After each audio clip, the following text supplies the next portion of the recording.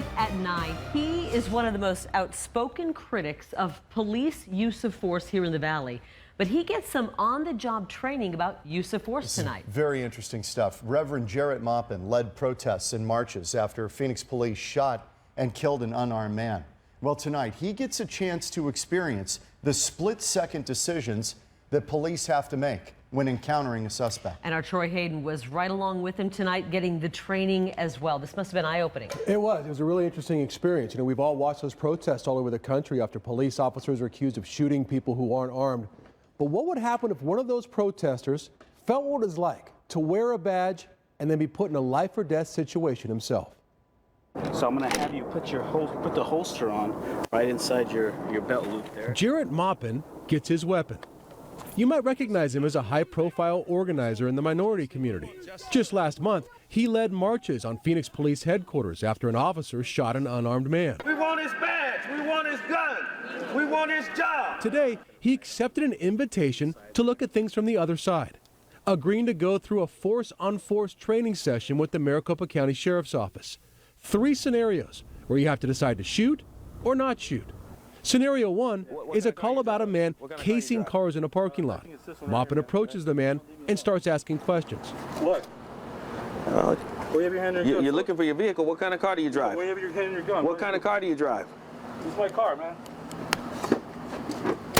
Oh. Maupin, the officer, is shot. It happens that fast.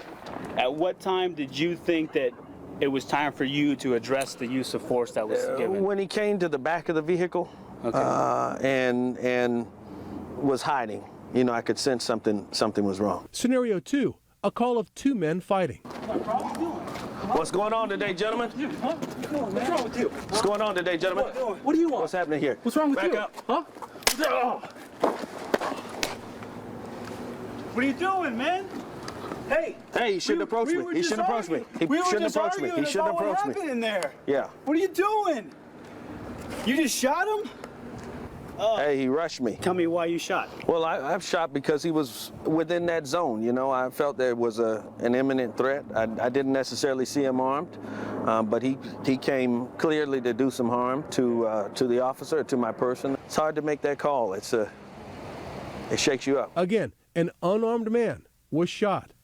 Scenario 3, a call about a possible burglar walking down the street.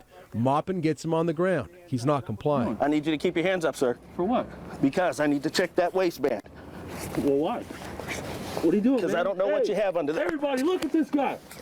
What are you doing? No shots fired, but the suspect did have a hidden knife in his waistband.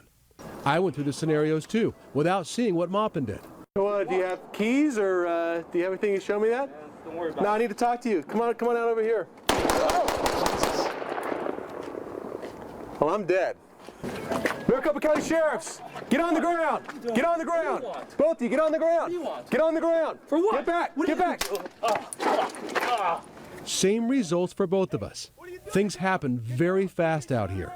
I asked Maupin what his biggest takeaway from this exercise will be. I didn't understand how important compliance was, but after going through this, yeah, my attitude has changed. This is all unfolding in 10 to 15 seconds. People need to comply with the orders of law enforcement officers for their own sake.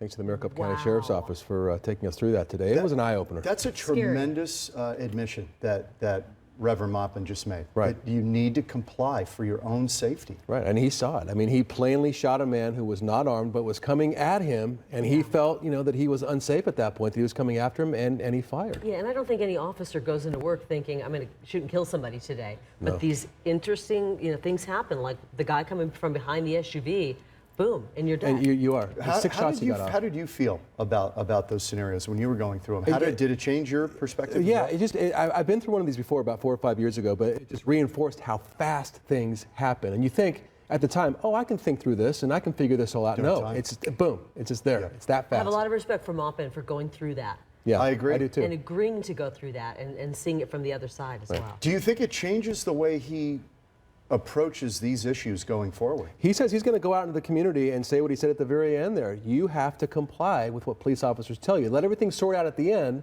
but just do what they tell you right then and sort things out afterwards. Interesting. Interesting. All right, thanks, Troy. Good stuff, Good Troy. stuff. Thank you.